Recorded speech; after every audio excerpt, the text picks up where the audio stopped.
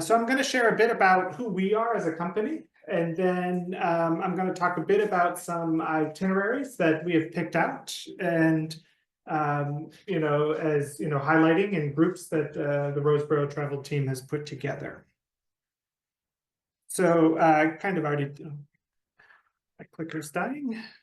I told you a little bit about myself with Swan Hellenic, but my background has always been expedition. I've been focusing on that for the last 12 years.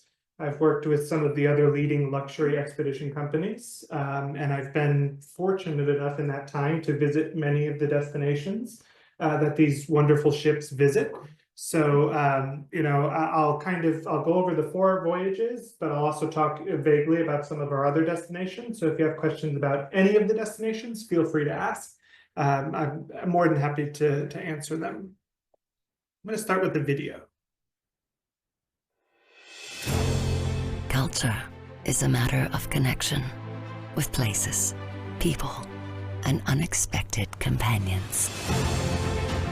Chasing that connection means to travel, to explore our home with respect, to see with new eyes the ordinary and the extraordinary, and let it enrich you. This is our purpose, to let you see what others don't. With our unconventional roots and team of experts, just focus on your journey and the connections you'll make.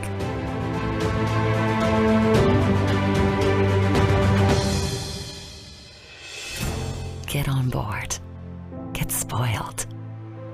Get ready for adventure. Because traveling is not about reaching a destination. It's about becoming one with it. Swan Hellenic. Beyond ordinary.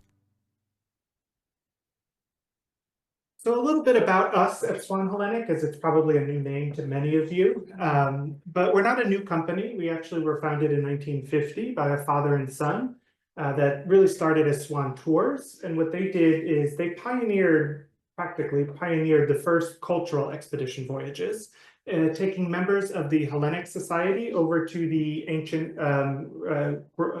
Roman and Greek architectures and that whole area where, it was kind of off the beaten path at that point. And that's when they instilled in this company a true desire to be one with the destination, to fully immerse yourselves into it. As many small companies do, we changed hands once or twice, or maybe 3 times. And we were bought by a group of European investors in 2020, probably bad timing, but they relaunched it as a global brand. So with that, they got rid of the older vessels that we were operating at the time and built us 2 brand new ones. Vega was launched in 2022 and Diana was launched in 2023. So both brand new modern vessels, and I'll talk a bit about them as well.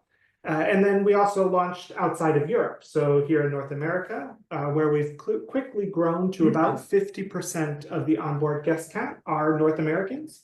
But we are proudly a global company. So we do have Europeans, Australians, Chinese, even some Russians come on board as well. So, it really is a cultural melting pot on board the ships.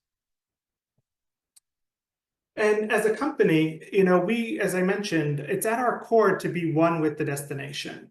Many of these places that we go have very vague itineraries, and that's not because we don't know what we're doing. We very much have a plan, but we want to take advantage of the weather, the sea, the ice conditions when we arrive in order to give you the best experience possible. I have many examples of this. I'll give you one for the Arctic, since we'll be talking about that a bit today. I was on a ship, we were up in the Arctic, weather wasn't cooperating. And so the captain brought the ship into this bay to get some shelter from the storm or the weather and sea conditions to try to do some type of operation with all of our guests. And as we pulled into the bay, a huge pod of beluga whales surfaced right next to the ship. Not only the guests were excited, the crew were excited, and it was totally unplanned. And that's the things that happen on a lot of these itineraries. Using the other pole, the Antarctic, just last week we had about 50 whales surrounding the vessel. So of course we stopped and we took in that. We had the expedition team out making announcements, also out on the outer decks with the guests, while we saw other ships continuing to sail down the Gerlache Strait, which is where we were in Antarctica at the time. So we are about this flexibility so that we can give you the most unique experiences that the locations have to offer. And on that same theme, expecting the unexpected, as going back to these flexible itineraries, we're going to talk about one today up in Svalbard. It's basically, you'll see Svalbard listed about 4 days, 5 days in a row. And that just means we are going to take advantage of whatever shows itself during that time. We have specific landing sites we'd like to go to, places known to see polar bears, which is what everybody wants to see. So we work all that in day by day. And it's this flexible itinerary that we hold a recap and briefing each evening on board the ship in the expedition lounge, or the observation lounge. And the expedition team it's a really fun evening. Everyone gets all excited about it because you're on a high from what you did that day. You're excited. You're talking with your neighbors about it. If you're in Antarctica, you're sharing the same 100 pictures of penguins that everybody took. And then the expedition team will do a bit of a lecture about what we did, and then they will tell you what's on deck for tomorrow. So they'll give us the plan at that point. And then, of course, exploring with mind and heart. Both of these vessels being brand new do exceed all environmental compliance regulations. We are going into very remote and pristine destinations. So there are additional layers of security we apply into that, using Antarctica, for example. If you haven't been, before anyone is allowed off the ship, we go through a biosecurity check where the expedition team will check your outer layer of clothing, mostly focusing on Velcro areas, places that seeds and mud and whatnot can get stuck in there, to ensure that we're not introducing a foreign object into the destination. And then even once that's done, throughout our landings, being less than 200 passengers, we are unrestricted in both Svalbard up in the Arctic and also down in Antarctica for where we can land, and we can do multiple landings a day. We can really immerse you. And even in between those landings, we're sanitizing the booths so that we're not cross-contaminating from one landing site or penguin colony to the next. So we are doing everything we can to protect these destinations that we are visiting. And then, of course, our concrete commitments, just reinforcing it all, our responsible cruising, climate research. So we are part of citizen science, and as part of the expedition team, we have 2 citizen science ambassadors as part of the expedition team. And so we'll do things like, we'll do a zodiac with the citizen science members. The guests can join in. We'll pull samples from the water. I am not a scientist, so I will refrain from some of the instruments they use because I can't pronounce them. But they'll do really cool things where they'll kind of listen for whales under the water, and really get the guests involved into the scientific part of these destinations. Of course, all of that is complimentary, and it's an exciting thing to do on board the ship. And then the education, of course, the lectures from our expedition team, but we also bring on select voyages. We will bring on experts from various regions, fields of study, and I'll talk about those in a bit. So this is our fleet. We have, as I mentioned, 2 beautiful ships. Diana, built in 2023. They are practically identical. The only difference is going to be the 20 additional cabins on Diana, but the feel, the layout, I could place you in the middle of one and you wouldn't know which one it was from the inside. And then the only difference is Diana does have some tender boats up on top of the ship. And that's just because she does some of the West Africa itineraries. She does some Northern Europe itineraries where it's more comfortable to use the tender boats than it is the Zodiacs in those destinations. So she has those. But other than that, they're practically identical. And then going inside, just to give you a feel of these modern vessels. So the right-hand photo is our base camp, or if you're familiar with the industry, some other ships call them mudrooms. This is where you will get ready before going on to the Zodiac and going out for the exploration that day. A couple of things to point out. We do provide the muck boots. So for wet landings, you'll do, usually the first sea day or so, you'll do what I call a boot fitting party to make it sound more fun. But you'll just meet the expedition team here in the base camp, and they will get you fitted for the boots. And then there's a locker for every cabin that you can keep your boots in and any other equipment that you want to keep in there.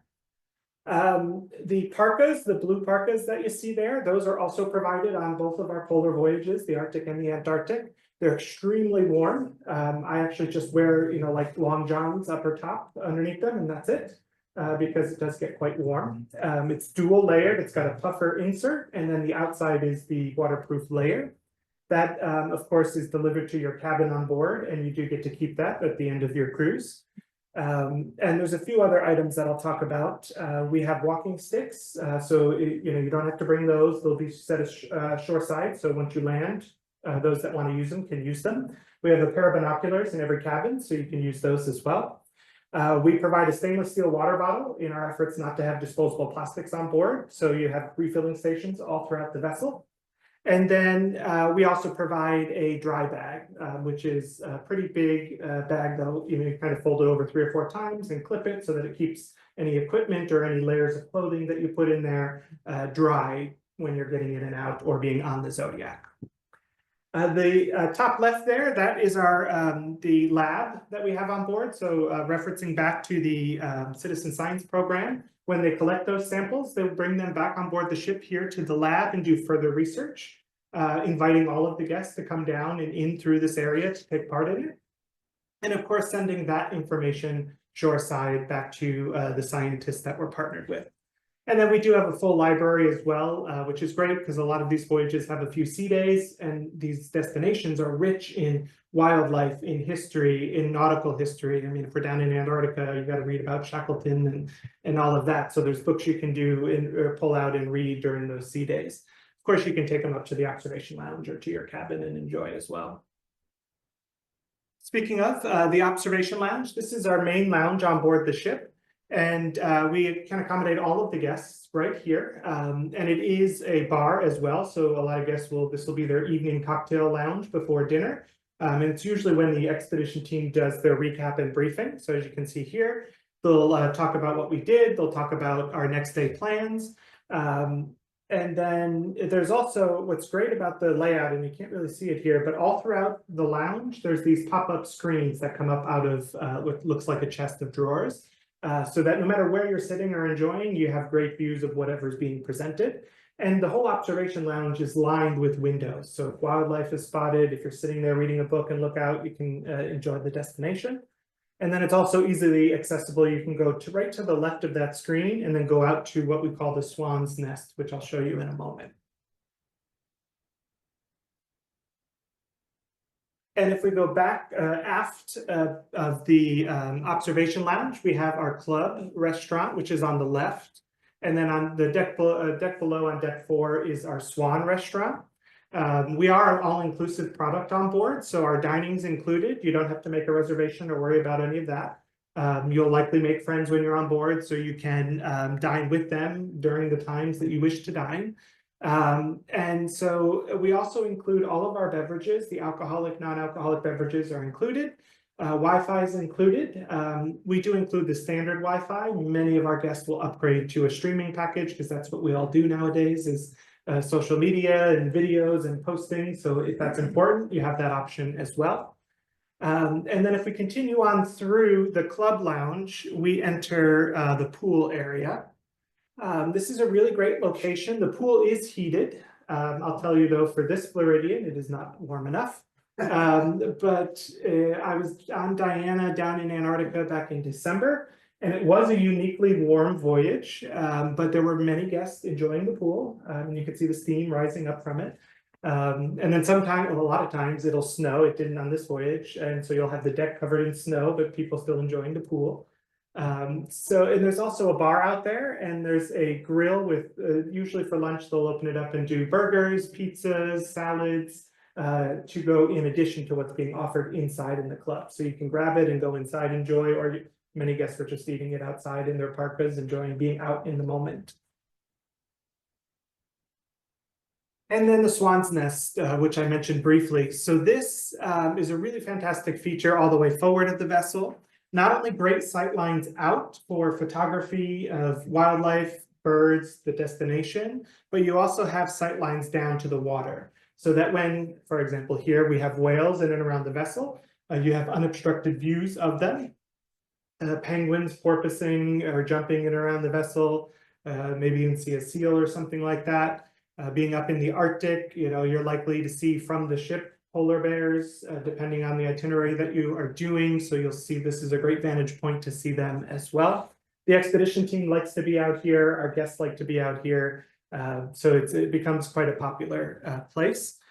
But mentioning that these are true purpose-built expedition ships, just with a luxury inside to them. So as you can see, all of the outdoor deck space, we call the top deck the stargazing deck, but you have the swan's nest all the way forward. You have the stargazing deck all the way on top, and in the aft you have the pool deck area as well. So no matter where you are on the ship, especially if you're in any of the public spaces, there's an easily accessible route outside, so that when, I wish we could control the wildlife, but we can't. And sometimes I think people just yell that they see something so they can see everybody run to the outside. But when it's truly spotted, you can get outside quickly if you're not already there. And then some of the other amenities we have on board, of course, we have up in the top right, you have a sauna, a great place to go after the polar plunge, which we do both in the Arctic and the Antarctic. I've done it once in both, so I am bipolar, and I recommend everyone do it once. But again, if I wouldn't go in the pool, probably not going to do the polar plunge again. But it's a rite of passage, and I'm the dedicated photographer now, so that's great. But of course, then they give you liquid encouragement to warm up from the inside when you get back on board. So a great place to go up in the sauna, the jacuzzi, which is outside. A lot of guests will go there as well. We do have a gym on board, so guests that feel they didn't get in enough activity during the busy days can work out in there. And then the spa, we do have a spa, so those massages, and we have a salon as well for any of those types of amenities. Those would be really the only thing that's additional charge on board the ship. That and then the upgraded Wi-Fi if you choose to do that. And then every voyage, we will do a bridge tour, which is always really exciting. So it's usually they'll offer a bunch of sign-up times, so you'll be able to go when it's best for your schedule. And the expedition team will meet you. They will bring you up onto the bridge and to meet with the navigational officers. Usually one of them will be dedicated to the group that's on the bridge, so the other ones can focus on not hitting anything. And so it's a great Q&A. They're very welcoming on board the bridge. They'll answer any questions. They'll even let you sit in the captain's chair and take a picture. Everyone was doing that as well. But for me, I just love the vantage point that you get of being up on the bridge and walking around and just seeing all of the modern equipment that they have. And a lot of guests, this was an Antarctic voyage, but a lot of those guests, of course, are always asking about the Drake and, how they maneuver, how they predict the weather coming through the Drake, which has come a long way in the last 5 years even, about the predictability in the weather patterns to keep it as smooth as possible, but also in the way they even, and again, I'm not a bridge officer, but even the way they maneuver the ship, constantly changing slightly the course can help keep it a bit more stable than they've done in the past. And then the warm and welcoming cabins on board. So in the top right is our lead-in category. That is a window, but it's really two large picture windows. Lots of natural light, and of course, being the lead-in, those are going to be the least expensive. And then the balcony, which is right below it, is very similar, except you have, of course, the private balcony space, which I always recommend on these destinations, because if you're in your room, it's really great to go outside and spot the wildlife, especially in the Arctic or the Antarctic. Being out on your balcony, you'll see whales. Well, even South America, there's whales and dolphins that we'll see. So it's a great space of your own to be out there and enjoy. And you can see all of our cabins have this electric fireplace, which even has the sound of the burning, crackling logs. And so it creates a really warm environment to be in. And then we do have our larger suite categories, and that's going to give you the separate bedroom and living room area. But and it also gives you a formal walk-in closet, which in the window and the balcony cabins, there's still plenty of storage. You see it all around the fireplace, but there's also stand-up wardrobes to the right.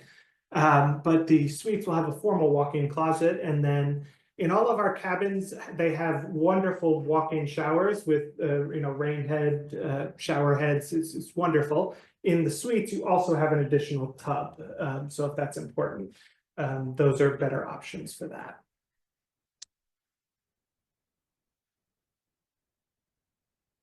And where are we going with these vessels and exploring? Just to kind of show you an overview, and I'm going to come back to this slide at the end. But we basically do a big circle. But what we're going to focus on here first is 4 different itineraries. One is going to be up in the Arctic, visiting Svalbard, and then heading over to Iceland. And then we have one starting in Bridgetown, Barbados, going down the coast of Brazil into the mouth of the Amazon. And then we have 2 going up the west coast of Africa as well. And then I'll come back to this slide so I can talk a bit more about itineraries outside of those. So the first voyage that I'll mention, I'll start on the warm side in case you may be skittish of the colder destinations. We have a wonderful voyage, the Skeleton Coast, which sails from Cape Town up to Luanda. And when we turn in Luanda, we do usually, and this voyage is 2026, so we're a little early for all of the exact programming.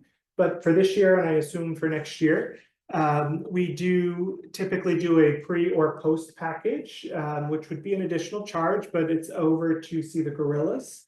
A lot of guests will sign up for that, which is a fantastic experience overall. And this one is March 25th, and I think I should go with all of you because that's my birthday.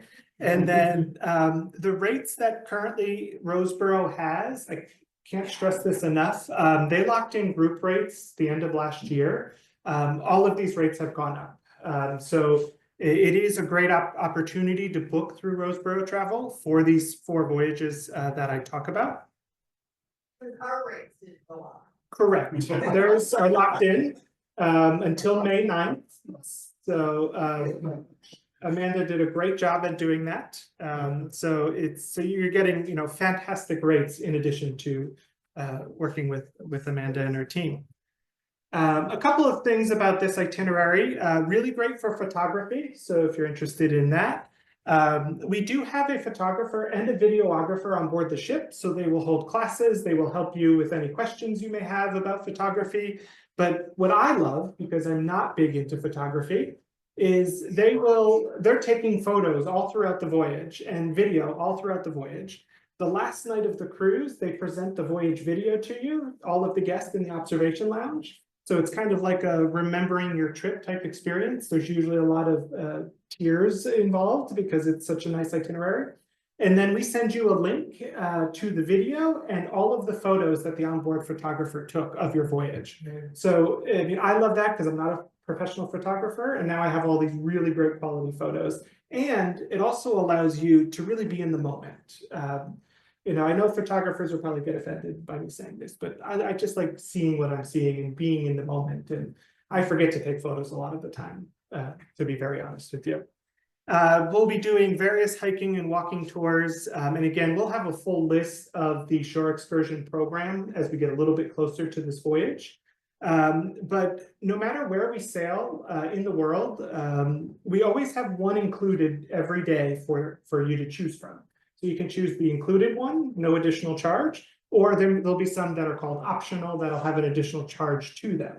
And that keeps the product consistent because once we get up to the Arctic, it's all included because it's all done with our expedition team on board the Zodiacs and going ashore. So even in Africa here, we will have optional and included items. Of course, on this itinerary, the Namib Desert will be a fantastic opportunity to explore both morning and night because we'll offer a sunrise air balloon over the Namib Desert. But then if maybe you're not an early riser, you would prefer to sleep in, we'll have dinner under the stars in that region as well. So, and that is an included option, the dinner under the stars. So we do both. Yeah, you can do both. The sunrise one is an optional one, so it would just be additional charge. But yep, Because of the timing of those two, it'll work for both. There are some days or some options that will overlap, which will cause issues about doing both, but this one would work in that case.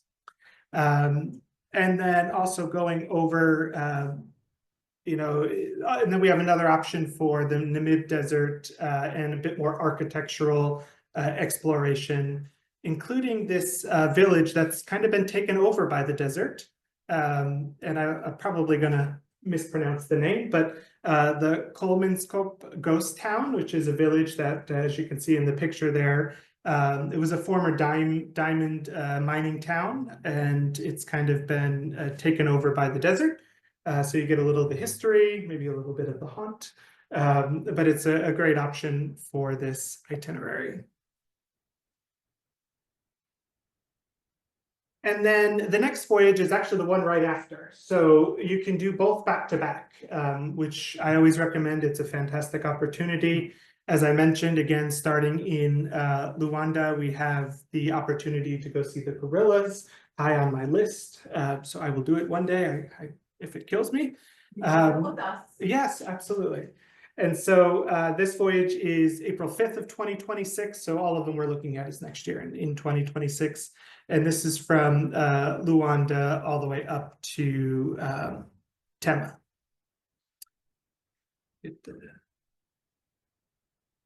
Cursor keeps going away. A couple of not to miss here. This one really good for bird watching, bird photography. I have to share a funny story. When I started in this industry, I had no curiosity about birds. I was like, birds are birds, they're out there flying.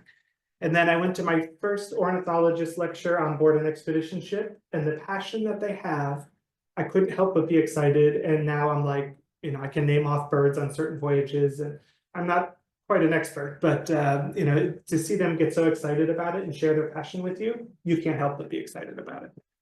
So we have a lot of nature, wildlife. We'll do walking tours.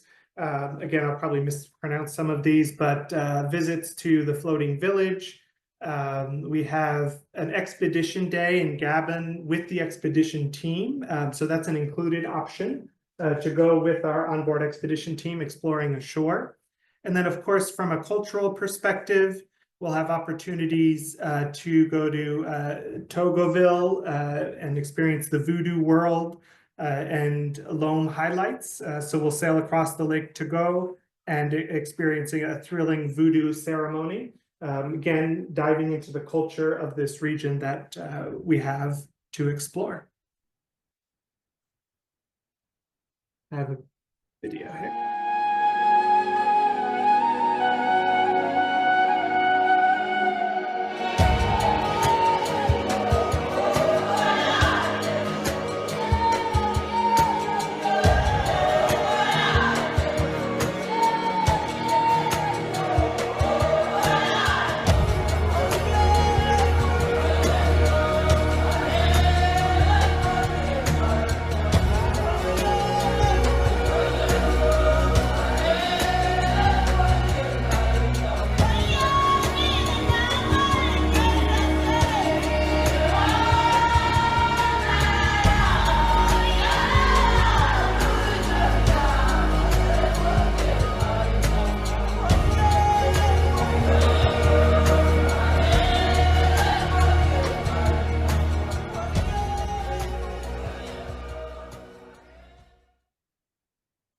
These voyages are definitely high on my list. I've done a few trips to Africa, but not these specific destinations. So these are great.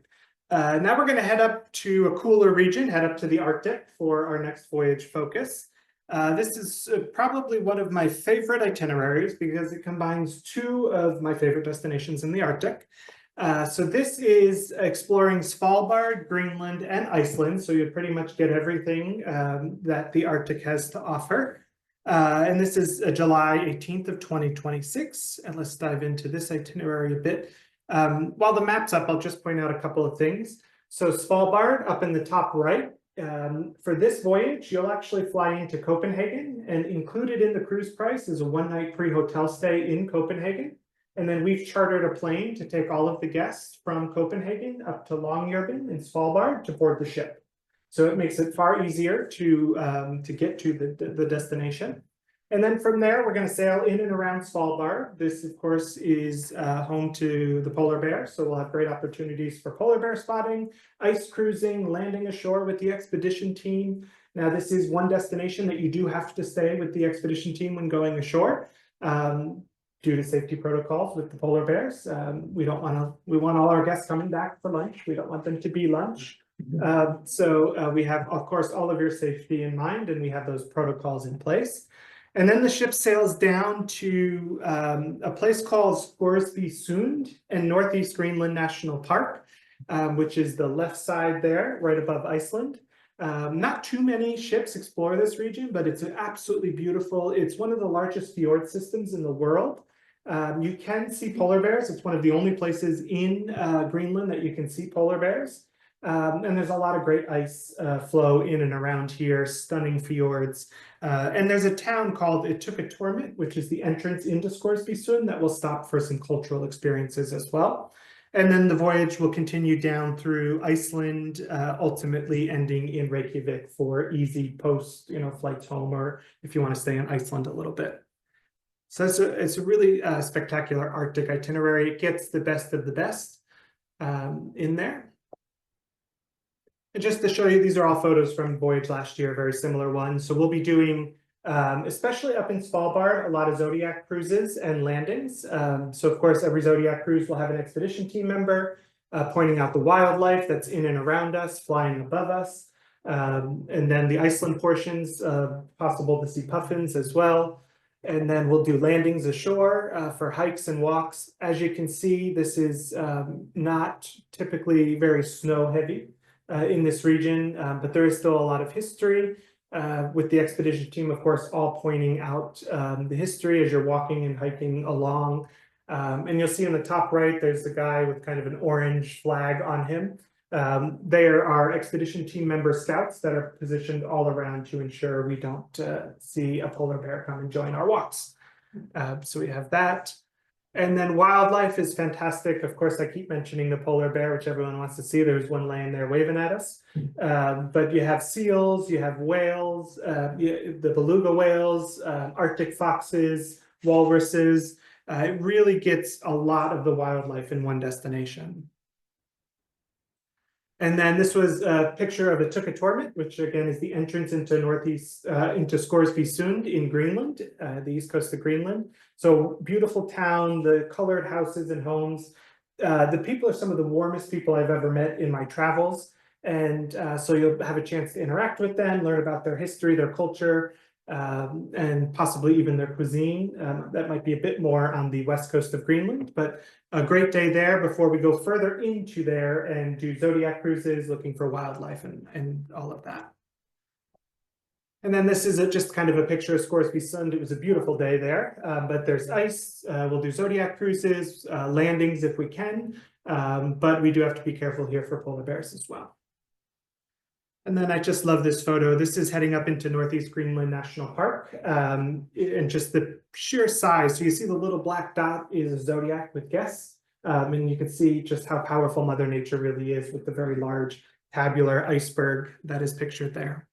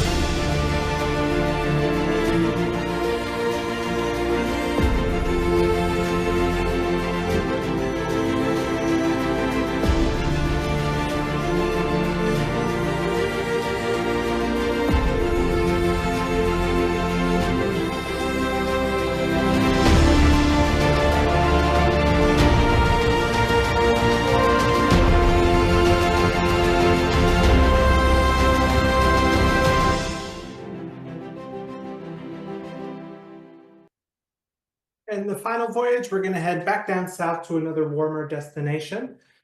This is the voyage I mentioned that starts in Bridgetown, Barbados. So I was going to say easy to get to, and it's getting better, but I remember after COVID, it was quite difficult with flights, but I think it's coming back. So fairly easy to get to, at least from here, from Florida, and a great place to stay even pre if you need to. This one is in October of 2026. It is a little bit longer, 17 nights, but it's worth it as the content of this voyage is quite spectacular. We're going to sail down the coast of, for Suriname, Guyana, the French Guiana, and then into the mouth of the Amazon. Now we don't go too far in, and there's reasons for that. We want to experience the Amazon, and our expedition team on board. We actually have one of the leading expedition team members for the Amazon joining us for these voyages this year and next year. As a voyage each year, as we experience the wildlife, the destination, but there is a little bit of unpredictability when it comes to the water levels and the operations that we can do. So this is going to be, I hate to say it, a bit like the Antarctic. It's going to be flexible, how far in we can go, what we can do, but the expedition team is going to do their utmost to do Zodiac cruises. There'll be kayaking opportunities as well. You'll definitely get some of the wildlife before we come back out of the Amazon and continue on this voyage. So this is really great again for bird watching when we are in Tobago. There's over 200 species of birds right there. We have, of course, the journey through the Amazon, which is one of the most biodiverse places on the planet. UNESCO World Heritage Sites, you'll see that on a lot of our itineraries. Some I missed to call out, but our tagline at Swan Hellenic is to see what others don't. So we combine UNESCO World Heritage Sites with off the beaten path destinations. So here on this itinerary, you have Suriname's capital, blending the Dutch culture, Dutch architecture with the local craftsmanship of the region. And then we'll also be stopping at the Salvation Islands, which is a tiny archipelago off the coast of French Guianas. It's home to the green-winged macaws, which are really cool to see in the wild. Capuchin monkeys are just funny to watch. And of course, iguanas, sea turtles. So even when we're sailing down the coast of Brazil, we're stopping at the lesser known places. We're using the expedition team to do snorkeling or to do beach days, to do walks in some of the rainforests as we sail down the coast.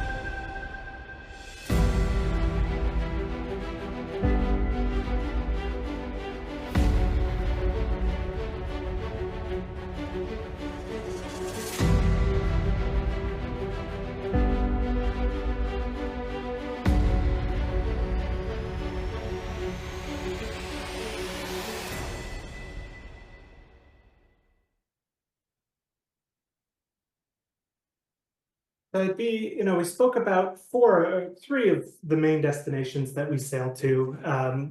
Of course, only picking out one particular itinerary, so there are others. But I'd be remiss if I didn't just mention a few others that are of quite interest. So in the Arctic, we spoke about Svalbard, great for polar bears, the east coast of Greenland, which I love for the fjord systems.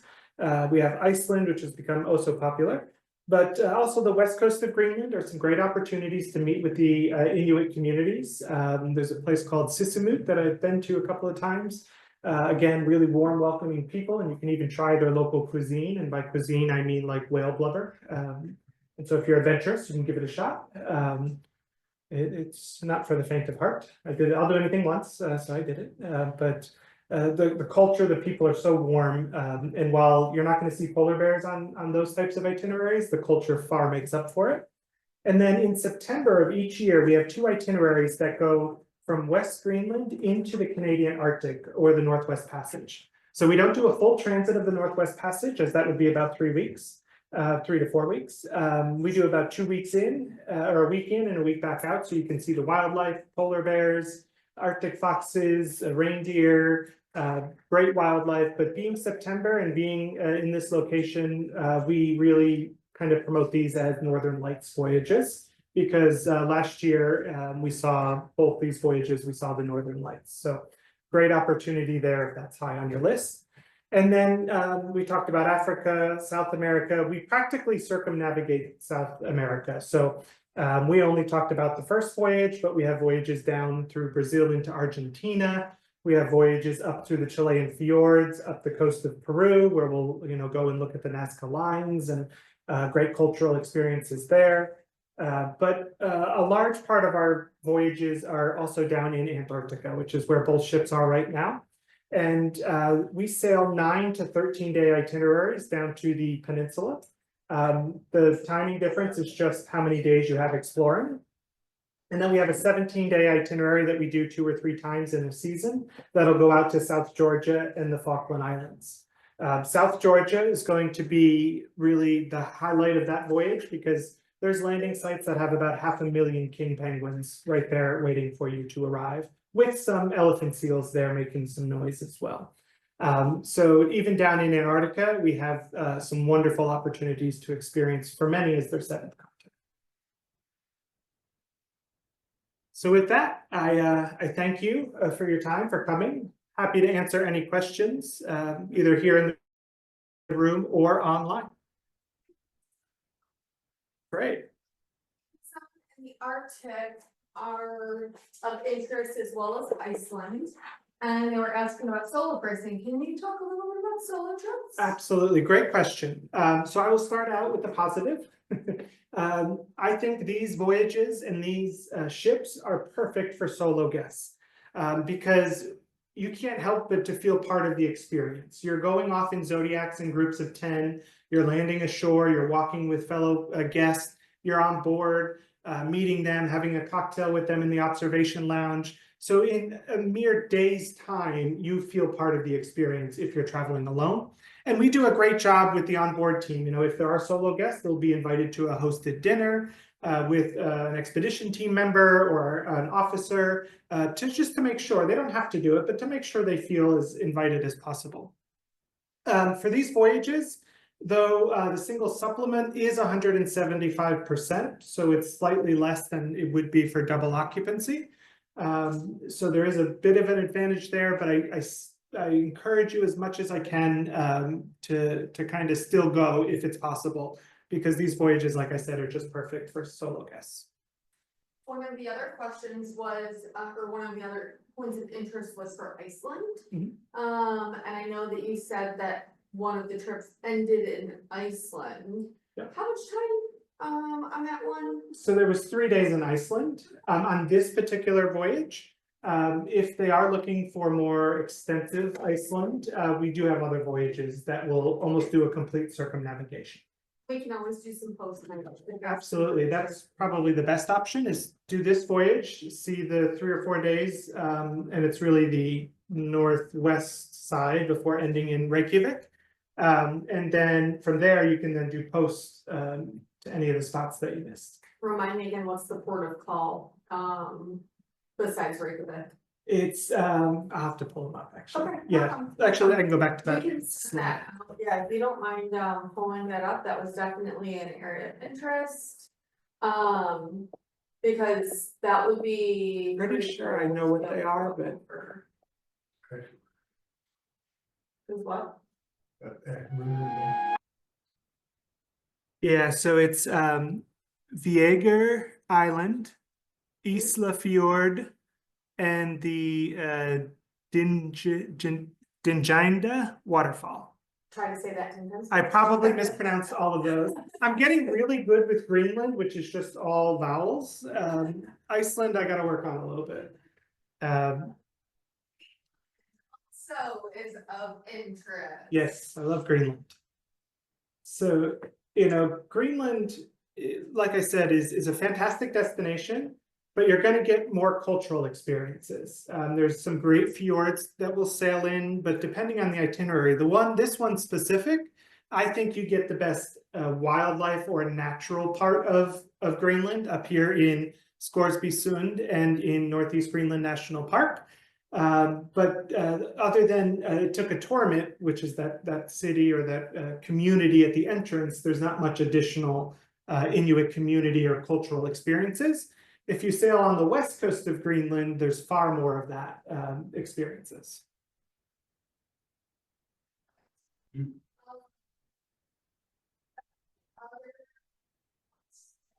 One here in the room. The ships have stabilizers. Yes, yep, both ships have the latest stabilizers for when they were built, yep. And do you have any plans of doing the whole Northwest Passage? At the moment, we don't, and there's a technical reason for that. To do the Northwest Passage, you're going to end up in Alaska, and you have two options from there. You can sail through Alaska south, then south the west coast of America, down south coast of South America into Ushuaia for Antarctica. The problem with that is Alaska and the good old United States. They have really strict regulations and protocols. So when our expedition ships, and I don't just mean us, I've experienced this at other companies. Yes, the Zodiacs have to be built in America. Ours were built in Europe. So they can't be operated, and they also have to be operated by US Coast Guard licensed drivers, which our expedition team members are usually not American, but they've been certified in other countries. They drive Zodiacs for a living for decades, so they're very capable. They just don't meet the requirements to do that. So then your only other option is to turn around and go back, and so then now you have 2 3 to 4 week voyages through the Northwest Passage, and for a small company like us, it just hasn't fit into our. Where are the ships registered? In Panama. Yeah, Panama. Yeah. I actually never knew that answer for the Northwest Passage, so Yeah. thank you for Oh, you're that, welcome. because I really needed to know that I- for Dennis. I Sometimes- needed to know for Dennis. I have a lot of weird knowledge up here about things That's that extend really far and behind. I mean, it's doable. It's just the Alaska part really becomes a disappointing voyage because you can't do much from an operational perspective. So it's a tough thing. And I'd love to do 2. The problem is I don't know that the demand is there to do 2 to fill the ship both ways. We're good. Cool. Well, I'll just say thank you again, everyone, for joining in person, joining online. I know how valuable your time is, and I'm really excited to share all this with you and look forward to welcoming you on board one of our voyages. And I hope to be on board to welcome you. Thank you. Yeah.